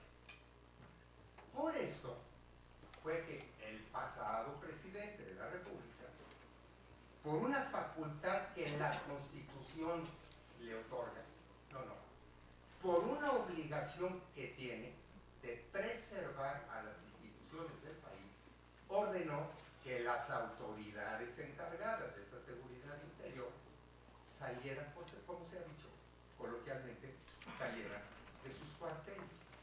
Nada más que salieran de sus cuarteles, a diferencia de esa ley de seguridad interior, a diferencia de esas leyes que existen de seguridad nacional, a diferencia de esas leyes que existen de seguridad pública, sin una ley de seguridad interior. Y por ese motivo fue que esa ley de seguridad interior, por fin, se promulgó. Pero esa promulgación de la ley de seguridad interior ha provocado, por parte de la sociedad, una reacción adversa. A esa ley de seguridad interior ya se le satanizó. Pero sin que siquiera la hayamos no estudiado, no, ni leído. Esa ley se dice, por decirlo de alguna manera, que debe desaparecer. Porque, ¿qué pasa si los militares están en las calles? Que los militares están en las calles, por gusto, con un presupuesto que no les alcanza, enfrentando a la delincuencia organizada y dando su vida, son los primeros en querer regresar a sus cuarteles. Pero los argumentos en contra de esta ley dicen que esa ley legitima la violación de los derechos humanos. Dicen que esa ley permite la supremacía de las Fuerzas Armadas sobre las autoridades civiles, que esa ley va a servir para reprimir la protesta social. Bueno, particularmente ahora que probablemente la haya por el motivo de las elecciones, porque en nuestra democracia, el que pierde siempre protesta, el que sea, del partido que sea. Y entonces, seguramente, los que pierden, protestarán. Esa ley va a permitir la permanencia de las tropas y por lo tanto la militarización del país. Esa ley permite ahora también que los militares obtengan inteligencia. Esa ley, bueno, a través de esa inteligencia es que a cualquiera de nosotros permite que se nos espíe. Tengo aquí la última edición, domingos, de la revista Proceso. Y en la revista Proceso se dice naturalmente esto de la violación a los derechos humanos. Se dice naturalmente de la protesta de los organismos internacionales, Amnistía Internacional, Human Rights Watch, etc., avaladas por personajes, algunos de ellos estimables y amigos míos. Y por eso no digo su nombre, aunque su nombre está en la revista. ¿Qué dicen? Por ejemplo, esta ley va a estar por encima de las autoridades civiles. Esta ley va a permitir la permanencia de los militares en el país. Esta ley va a permitir también que la protesta social se reprima, particularmente ahora en el tiempo de elecciones. ¡Ay, caramba, sí! ¡Qué barbaridad! Esta ley va a permitir todo eso. Bueno, pues, ¿cómo es que lo va a permitir? Y entonces, para saber cómo es que lo va a permitir o no lo va a permitir, es que me tomé la libertad, el interés de leer la ley. Una ley que, como se ha dicho, tiene 34 artículos. Una ley que tiene, creo, 4 hojas. Una ley, ya para terminar, que si me permite leer lo que dice,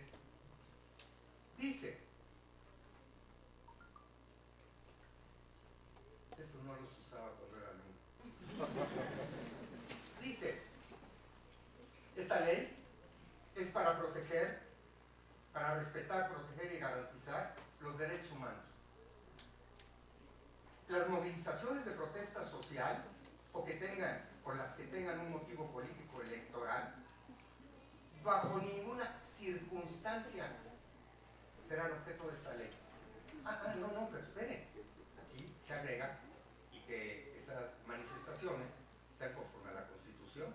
Bueno, porque la Constitución dice que se permiten, desde luego, las protestas, las manifestaciones públicas, en tanto sean pacíficas, en tanto no sean armadas. Porque si no son pacíficas o son armadas, pues entonces no estaríamos hablando de una manifestación, estaríamos hablando de una rebelión castigada por el Código Penal Federal. La ley dice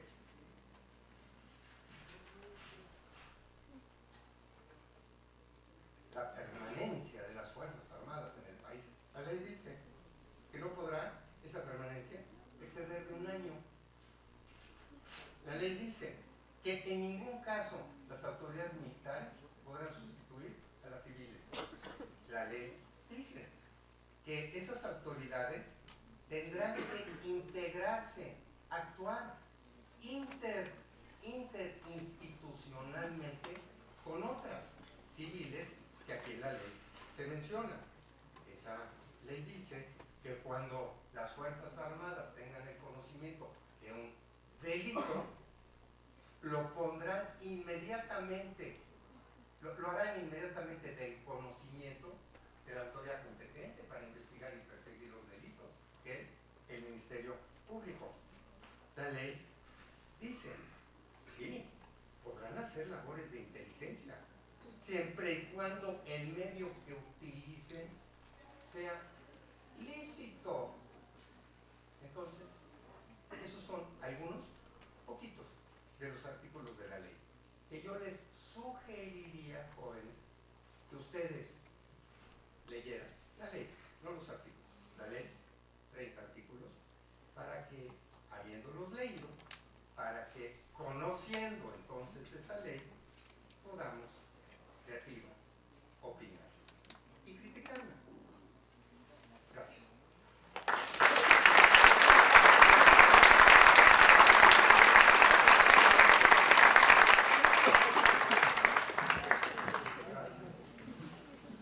Agradecemos la intervención del abogado Juan Velázquez.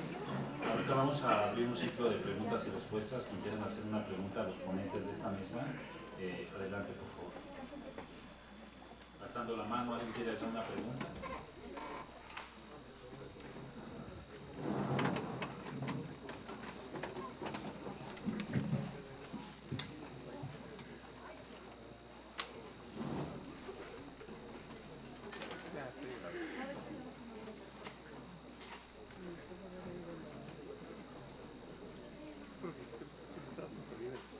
Evidentemente estamos ante el primer round de un largo debate que afortunadamente tiene por epicentro intelectual a nuestra alma mater.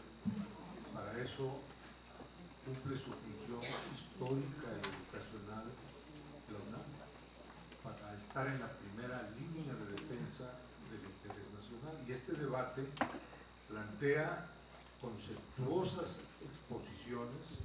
Los ponentes han presentado argumentos técnico-jurídicos muy convincentes, pero abren más interrogantes que las respuestas que nos han dado.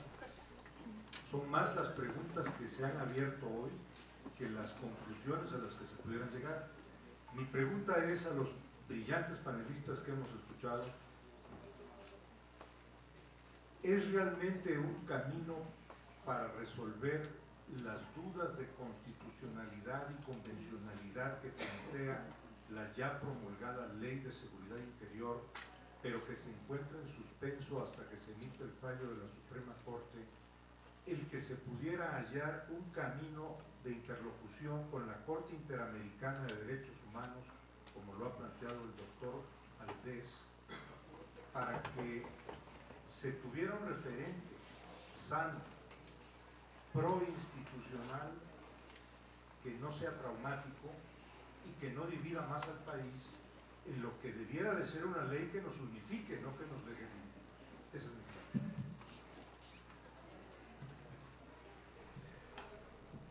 Maestro Hernández Haddad, brillante senador de la República, fue presidente de la Comisión de Asuntos Internacionales de la Cámara de Senadores.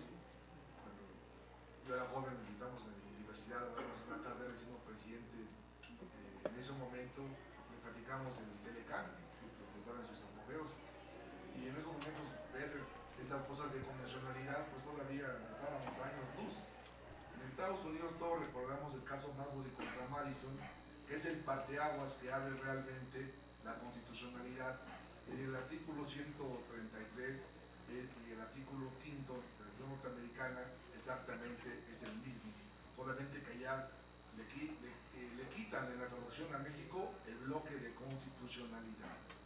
Aquí lo real, para que no tengamos este problema de esta ley, con todo respeto, es nada más justificar por qué se hizo y que el ejército se hizo. El problema aquí es fundamental, que no se tiene confianza en las autoridades. Esa es la realidad. viéndolo frío, ahora sí, si no hubiera sido el haya sido como haya sido, prácticamente la gente, si tuviera fe en las instituciones, no estaría pasando esto. Por el cuántas veces no se han dado cosas, no se han dado leyes, y no ha pasado nada. Yo creo que aquí lo importante es que en base al artículo 64 de la Corte Interamericana se hubiese llevado la ley directamente a una consulta. Otros países ya lo hicieron, lo hizo Perú, lo hizo Argentina, y las leyes fueron mandadas abajo. En esta acción de inconstitucionalidad que presenta la Comisión Nacional de Derechos Humanos, es la primera vez desde su creación que presenta una acción de esta envergadura. Yo quisiera ver, si no fue, por qué la presentaron entonces, ¿no? Hay una inconformidad. Pero como yo les vuelvo a insistir, yo creo que la Corte lo que va a hacer es que la va a declarar constitucional porque son facultades del presidente de la República. Esa es la realidad. Y entonces, ¿qué es lo que va a pasar cuando ya llega la gente que no conoce la ley? Va a decir, corrupción en la Corte. Cuando todos sabemos prácticamente que esto no debería haber sido, sino una consulta a la Corte Interamericana, para que la Corte Interamericana, en base a los tratados, emitiera una resolución. Sí se puede todavía, solamente que requerimos que el presidente tenga prácticamente la sensibilidad política, cosa que lo veo muy imposible, de quitar y decirles va para atrás y haga una consulta a la Corte Interamericana. Yo lo veo muy complicado. Yo creo que el fondo de este asunto es electoral, prácticamente. ¿Por qué no le hizo cuando empezó su gobierno? Si ya estaban las Fuerzas Armadas ahí. O sea, ¿por qué hasta ahora? ¿Por qué un año electoral? Y entonces, obviamente, pues esto crispa los nervios en un ambiente democrático que tenemos ahorita de alteración, con una ley como esta, con casos como Tatlaya, con casos como Ayotzinapa. Entonces, claro que te ponen los pelos de punta. Esa es la realidad. Sí se puede, maestro, solamente que no tuviera la voluntad política de decir, va para atrás prácticamente de la ley y se va a una consulta a la Corte Interamericana y ahí se acaba el problema. Gracias, maestro.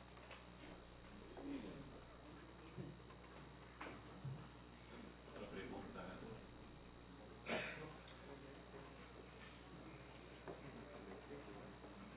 Muy buenas tardes. Soy Rafael Telles, soy presidente de la generación 78-82 de esta facultad. Preguntaría yo al maestro Juan Velázquez una de las circunstancias. Nos habla de los policías que no tienen bajo tecnicismo policial, todo esto. ¿A qué se debe? El gobierno no los apoya, no les da educación. Hay cuestiones, o sea, es bonito ver esta ley. Para mí es una ley del Estado fallido. Completamente es un Estado fallido. Para mí una teoría, algún gran maestro de aquí que me dio, la teoría de las revoluciones. ¿Cuál es esa? Una economía fallida. Completamente. Un malestar social completo. Otra de las circunstancias me decía, esa circunstancia es efímera. Cuando la delincuencia ha rebasado todos los índices de policíacos, inclusive llamada militar. Entonces estamos ante un Estado fallido en este momento. Esa es la simpleza. ¿Para qué crear más leyes? Un país que empezamos a crear leyes y leyes y leyes y leyes, es vileza, ya no es democracia. Es la pregunta que tengo a usted.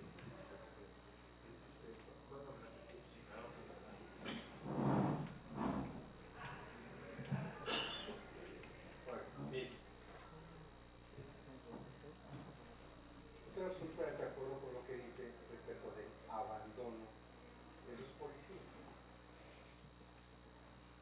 Que en nuestro país, que en cualquier país, debieran ser personal, que los inspiraran confianza, orgullosos de portar un uniforme, de que sus hijos los continuaran en su carrera policial, etc.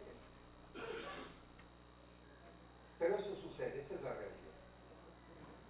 Y ante esa realidad de la inexistencia de la policía y de una delincuencia con las características que tiene,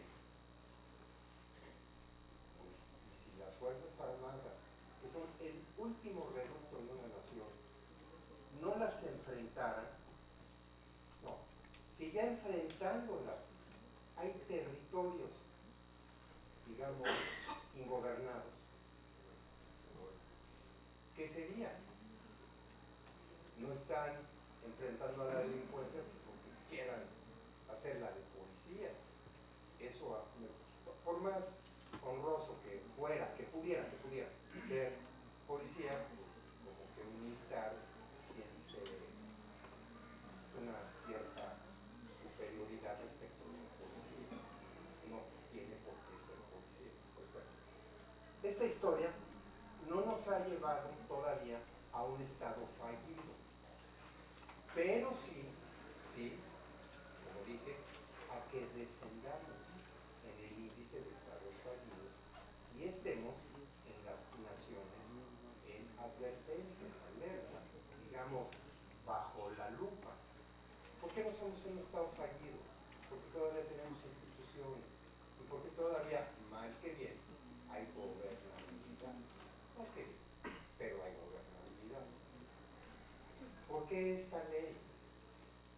Porque era necesario que se legislara respecto de esa vertiente de la seguridad nacional que se había abandonado. Es una desgracia lo que pasa en México, es una desgracia, pero es una desgracia que a lo mejor no es tan desgraciada como en una de esas generaciones.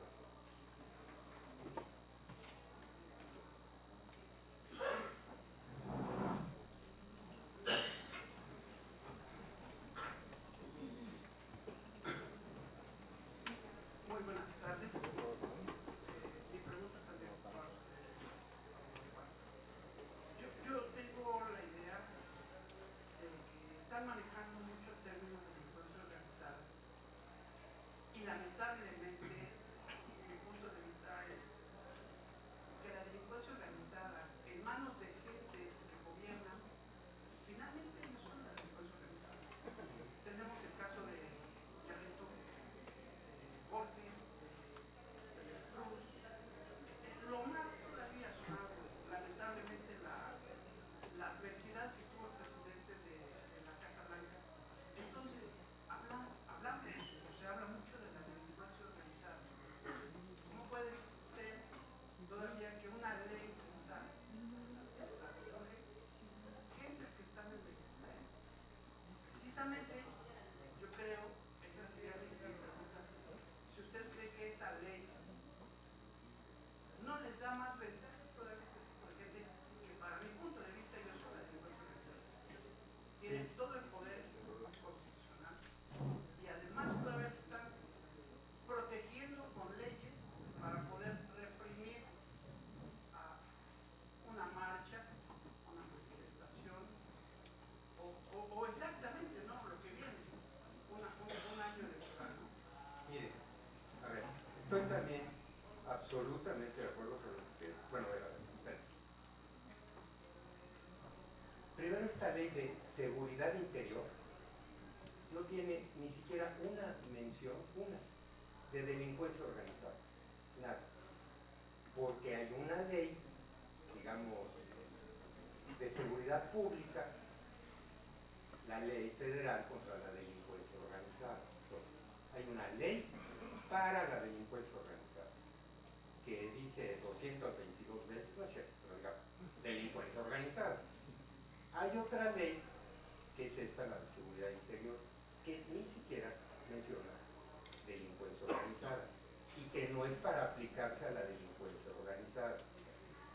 Estoy totalmente de acuerdo en que la expansión, la existencia, la expansión, el crecimiento, el desbordamiento de la delincuencia organizada es en muchísimo por la corrupción, no muchísimo, es en todo, en el todo, por la corrupción y la ineficiencia de las autoridades civiles, de los gobernantes coludidos con los delincuentes. Probablemente, no conozco sus casos, como los de sus gobernadores que usted ha dicho, que los han protegido, que se han beneficiado, sí, absolutamente de acuerdo. Y que en todo caso esos gobernantes formarían parte de esa delincuencia organizada. Y por lo cual a esa organización delincuencial se le debiera enjuiciar, se le enjuicia conforme a las leyes federales contra la delincuencia organizada. En mi exposición leí lo último que usted dijo de las protestas. Bueno, de las protestas que ganen o pierdan o como sea, seguramente habrá, sí, pero recuerde que mencioné que la propia ley en un artículo expresamente dice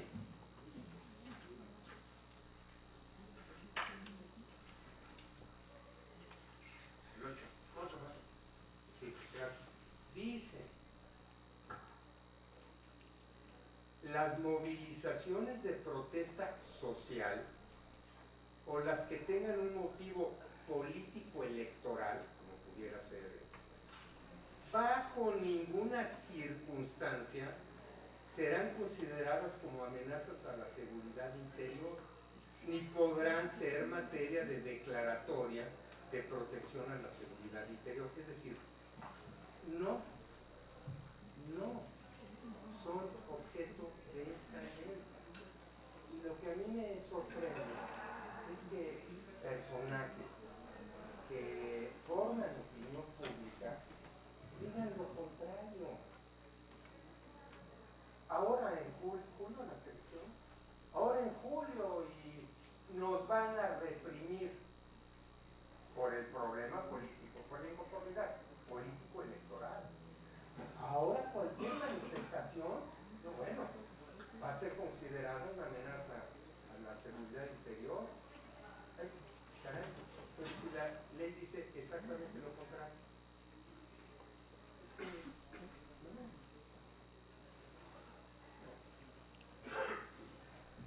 Gracias. Sí. Quisiera agregar un punto. Yo soy un poco más reiterativo en el tema de la protesta.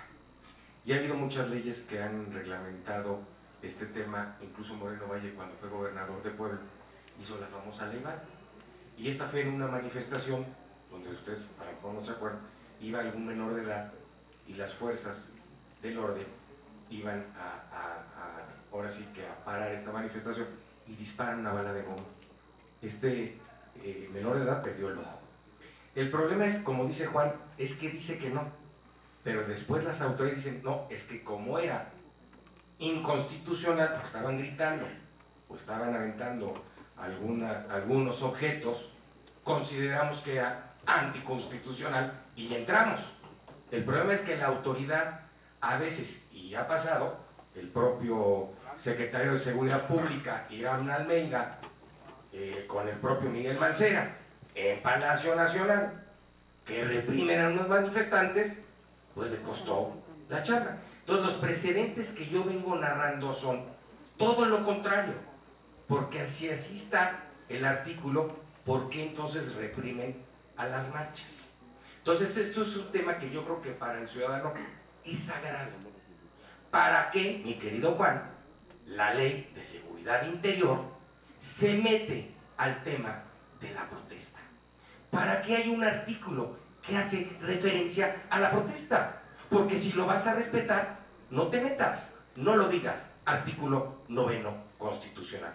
Porque entonces ya veo mañana un comandante que se le ocurrió meter, como dicen, a una manifestación, dispersar, es que yo consideré, porque como estaban insultando a la autoridad, como estaba lanzando a Palacio Nacional objetos, entonces consideré que no era pacífica.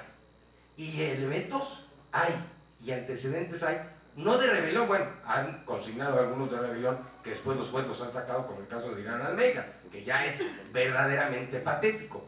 Pero a estas alturas de los derechos humanos, de la democracia, en el mundo, que en una ley de seguridad interior te metas a redactar este artículo, ¿para qué lo redactas? Si es sagrado tu derecho a la protesta, si está a nivel constitucional, ¿qué te metes?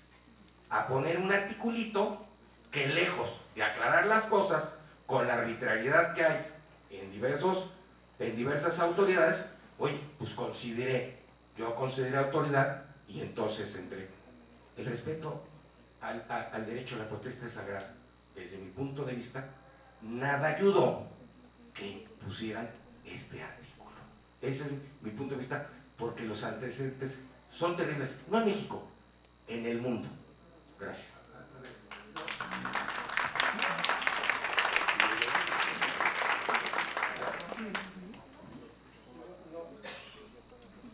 No había, digamos, réplicas.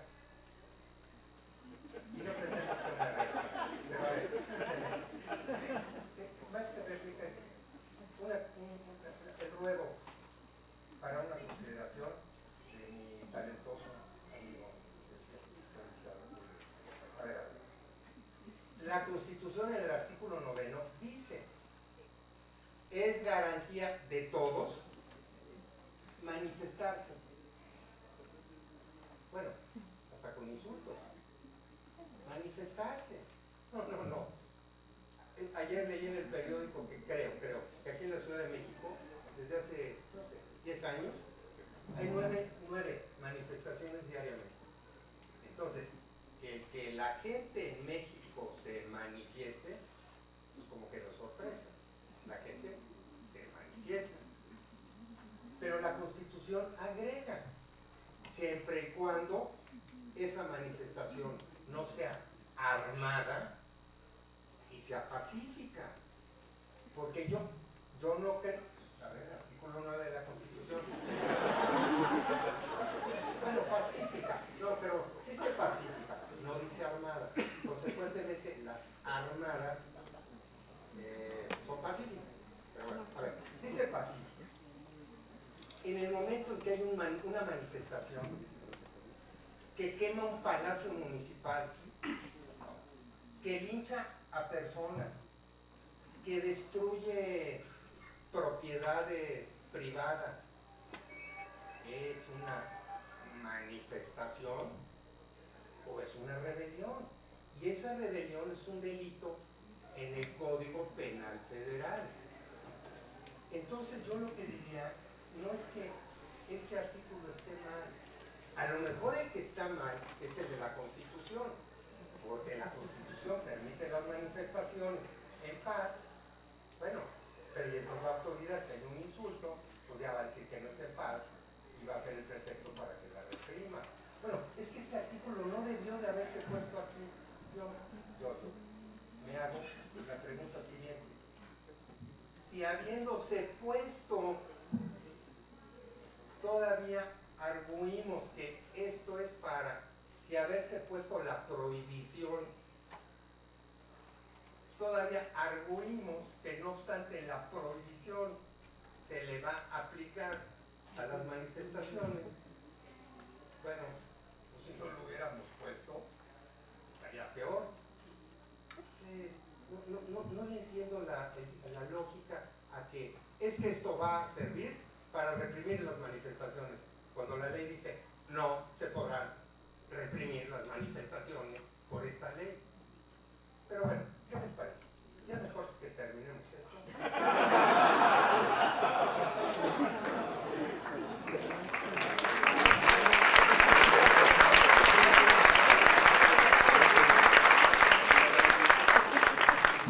Ya para concluir vamos a hacer la última pregunta, por favor, adelante.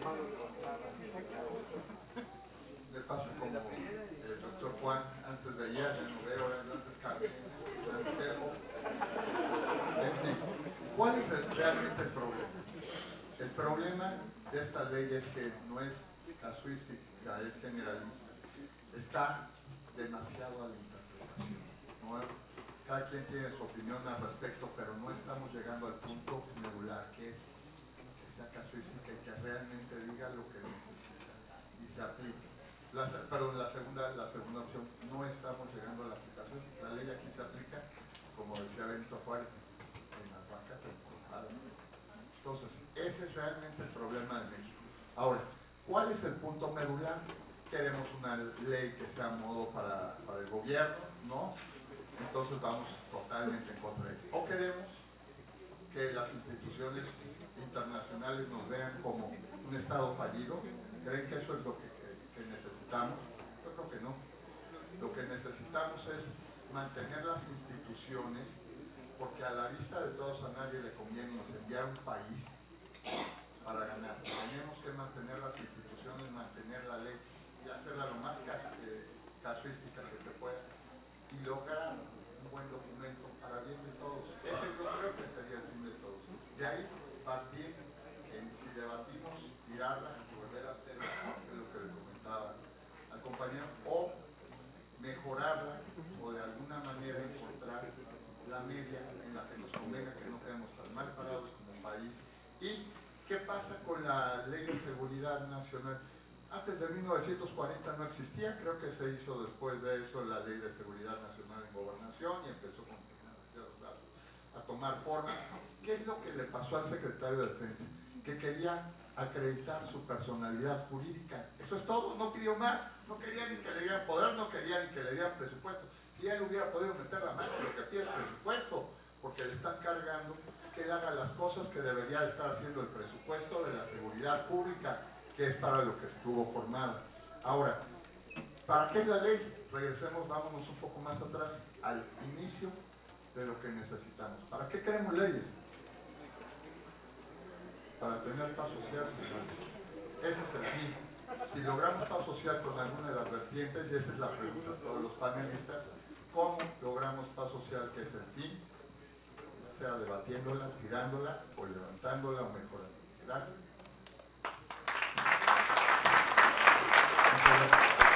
A continuación vamos a pasar a dar los reconocimientos por la doctora Sonia Venegas, directora del Seminario de Derecho Administrativo. Muchas gracias.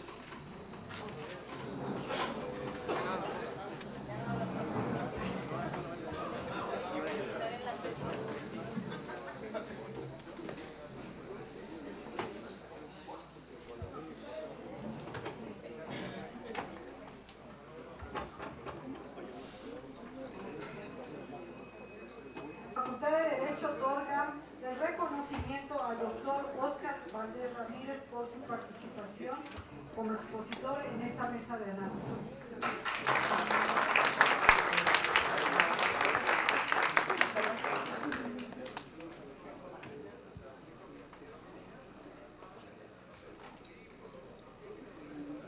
La Facultad de Derecho otorga un reconocimiento al maestro Ulrich Richard Morales por su participación en esta mesa de análisis.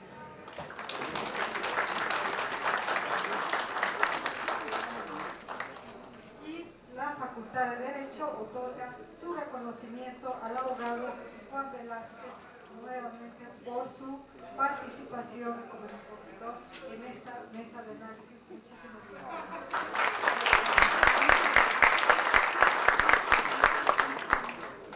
También al maestro Benjamín Canela Manso por apoyarnos en la moderación de esta mesa.